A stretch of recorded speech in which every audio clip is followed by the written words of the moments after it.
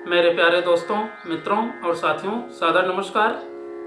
हमारे इस YouTube channel video में और फेसबुक वीडियो में आप सभी लोगों का स्वागत है। मैं हूं आपका इष्ट मित्र दोस्त मिस्टर शांतिलाल डंसेना, बड़े डूमरपाली, रावड़सन, खरसिया, जिला रायगढ़, छत्तीसगढ़, भारत से हूं। मित्रों, आप लोग हमारे इस YouTube चैनल वीडियो को और फेसबुक वीडियो को देखते हैं तो आपको मैं हृदय से धन्यवाद देता हूं। अगर आप हमारे इस YouTube चैनल वीडियो को पहली बार देख रहे हैं तो इसको सब्सक्राइब जरूर कर दें। बेल आइकन का जो घंटी है उसको भी क्लिक कर दें और ऑल ऑप्शन का चयन करना होगा ताकि हर रोज का नए नोटिफिकेशन सबसे पहले आपको उपलब्ध होता रहे। शुरू से अंत तक जरूर देखें, समझें, अनुभव करें। मन कहे उचित लगे, अच्छा लगे तो आप हमें एक लाइक जरूर दें और इष्ट मित्रों के पास शेयर भी करें। अगर कोई विशेष संशोधन की आवश्यकता है तो आप हमें कमेंट बॉक्स पर सूचित करें और हमें मार्गदर्शन भी दें। आपका दिया हुआ मार्गदर्शन हमारे श्रेष्ठ जीवन का आधार है। मित्रों, जीवन के स्वरूप और उसके उद्देश्य को समझे बिना व्यक्ति आगे नहीं बढ़ सकता है। हम इस पृथ्वी पर जन्म लिए हैं, जीवन ईश्वर ने हमें दिया है। इसका अस्तित्व क्या है, इसका स्वरूप कैसा होना चाहिए। जैसे हर प्रकार के प्राणी, कीट पतंग, पशु पक्षी, मनुष्य और देवता सभी अपना अपना जीवन जीते हैं, लेकिन अपने जीवन को किस ढांचे में, किस प्रवृत्ति के साथ में जोड़ रहे हैं और कहां पहुंचने का उद्देश्य बनाए हैं, ये हमारे आत्मा के ऊपर निर्भर करता है। हमारे कर्म, संस्कार, संस्कृति, उद्देश्य अगर ऊंचा है तो हम सही मायने में अपना व्यक्तित्व का परिष्कार कर रहे हैं। अगर हम बिना उद्देश्य के विमूढ़ होकर के चलेंगे तो जीवन में सफलता भी नहीं मिलेगी और अंधकार में जीवन व्यतीत होगा। जो व्यक्ति अंधकार में जीवन जीता है उसके चारों तरफ अंधकार पड़ा रहता है, जीवन की कोई आशा नहीं रहती है। जीवन में जो प्रकाश की किरणें हैं वो बुझ जाती है और व्यक्ति सुसंपन्न नहीं बन पाता है। इसलिए हमारे अंदर जितने भी मनोविकार हैं, जितने भी दूषित वातावरण हैं, कलमश कसाय हैं, इनको अंदर से बाहर से फेंक देना ज़्यादा अच्छा है। इसलिए मित्रों, जीवन के स्वरूप को और उद्देश्य बना करके चलना, स्वरूप जैसा बनाएंगे वैसा विचार बनेगा और वैसा कर्म भी बनेगा। व्यक्ति सोचता कुछ और है, अपने मुख से बोलता कुछ और है, कर्म से करता कुछ और है। तीनों की भिन्नता जहाँ दिखाई देती है वहाँ व्यक्ति को सफलता प्राप्त करना मुश्किल है। अगर व्यक्ति अपने विचारों में, भावों में अच्छा विचार करे मन से और जो विचार वास्तविक रूप में किया रहता है उसी को बोले और उसी के अनुरूप कार्य करे तो थोड़ा समय जरूर लगेगा, लेकिन सफलता जो है उसके चरणों के तले चूमेगी। इसलिए मित्रों, जीवन के उद्देश्य को समझो और आगे बढ़ो। परमात्मा का कहना है, अगर तू एक कदम आगे बढ़ाएगा तो मैं तुम्हारे जीवन के लिए 10 कदम बढ़ाऊंगा। लेकिन व्यक्ति अंधकार की ओर कदम बढ़ाता है, मन के बताए मुताबिक चलता है, आत्मा के आवाज़ों की अवहेलना करता है तो व्यक्ति जो है अंधकार में फंस जाता है। जो व्यक्ति अंधकार में फंस गया, जो दलदल में फंस गया, कीचड़ में फंस गया, फिर उससे बाहर निकलना बड़ा मुश्किल जान पड़ता है। तो फिर जीवन का स्वरूप समझ कहाँ आया। और जो मनुष्य जीवन मिला है, ईश्वर ने कई जन्मों के प्रारब्ध से पुण्य जन्म का संस्कार रहेगा, अच्छे कर्म किए रहेंगे, अच्छा चरित्र चिंतन व्यवहार रहेगा, तभी समझिए अच्छा उद्देश्य है। और उस उद्देश्य को समझ करके जीवन के स्वरूप को अवलंबित करके दिशा दे करके आगे बढ़ने का प्रयास करना और उस रास्ते पर सच्चाई का अनुसंधान करके नियम के हिसाब से चलना व्यक्ति का और अपना स्वयं का परिष्कार करना है। तभी उद्देश्य समझ में आएगा और भविष्य का भी निर्माण होगा।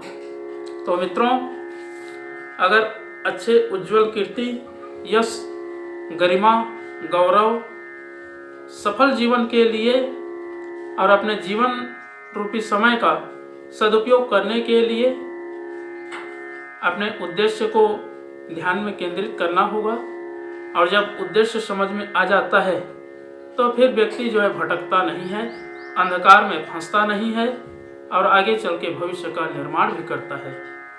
तो मित्रों, इन सब चीज़ों का संशोधन करने के लिए, जानने के लिए, समझने के लिए, अपने जीवन में परखने के लिए, अपने याददाश्त को मजबूत बनाने के लिए एक आधार है गायत्री मंत्र। अगर हम गायत्री मंत्र का अनुसरण करते हैं तो हमारा जीवन ओजमय, तेजमय और प्रकाशमय बनती है, जिस पर व्यक्ति चल करके अपने जीवन को भी धन्य बनाता है और जीवन रूपी समय का श्रेष्ठ उपयोग करता है। जब आप श्रेष्ठ कर्म करेंगे तो आपकी साया को देख करके व्यक्ति कुछ न कुछ जरूर सीख लेते हैं और अपना भी भविष्य का निर्माण करते हैं। तो आइए मित्रों, एक बार गायत्री मंत्र और एक बार संपुट के साथ में महामृत्युंजय मंत्र का उच्चारण मेरे साथ साथ में करेंगे।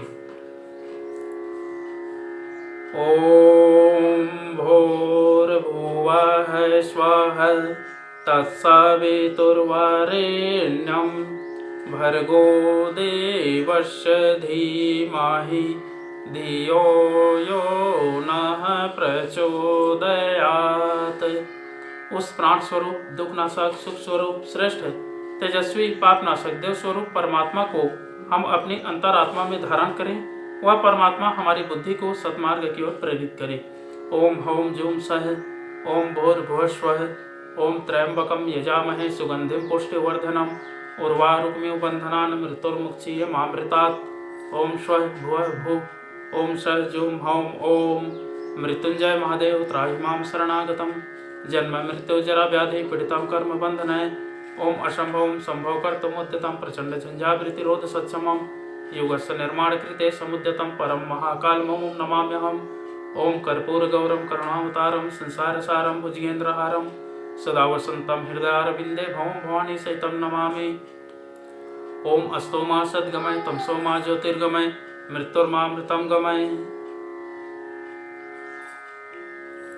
परम पूज्य गुरुदेव, वेद मूर्ति, तपोनिष्ठ, युग दृष्टा, युग प्रवर्ता की गुरु ऋषि पंडित श्री राम शर्मा आचार्य जी, परम वंदनीय माता जी भगवती देवी शर्मा जी और आद्य माँ गायत्री माता, धरती माता, भारत माता, प्रकृति, पर्यावरण, सूर्यदेव, महाकाल भगवान, सरस्वती माँ, लक्ष्मी माता, सभी ग्रह नक्षत्र, स्थानपति देवता, ग्रामपति देवता, अखिल विश्व ब्रह्मांड के सभी देवी देवताओं के सूक्ष्म संरक्षण में जितने भी हमारे यूट्यूब चैनल के माध्यम से वीडियो देख रहे हैं, सुन रहे हैं, समझ रहे हैं, ऐसे हमारे प्रिय आत्मीय, आदरणीय, सम्माननीय, परम हितैषी हमारे देवतुल्य भाइयों, देवी स्वरूपा माताओं बहनों, आप लोगों को मेरा सादर प्रणाम।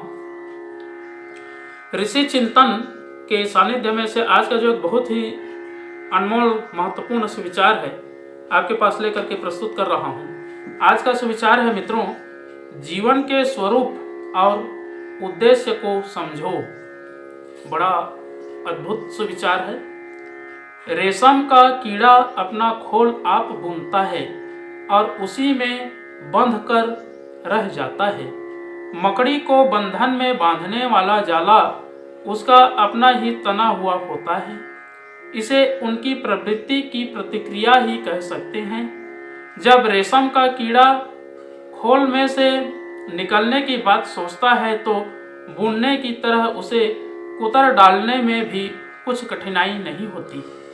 मकड़ी अपने फैलाए जाल को जब चाहे तब समेट भी सकती है।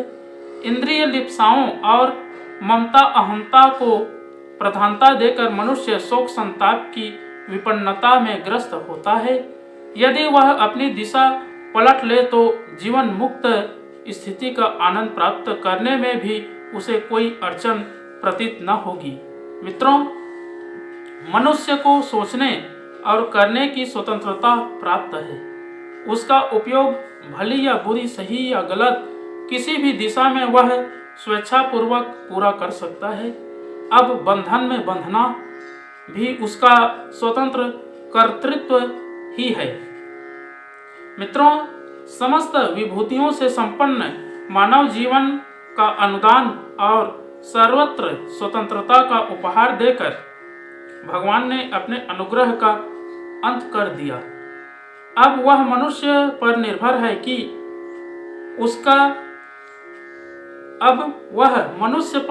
है कि वह उसका सदुपयोग करे और जीवन मुक्त स्थिति प्राप्त करे अथवा दुरुपयोग कर मोह पास लिप्सा जाल में आबद्ध हो जाए, उलझ कर आत्मविनाश कर ले।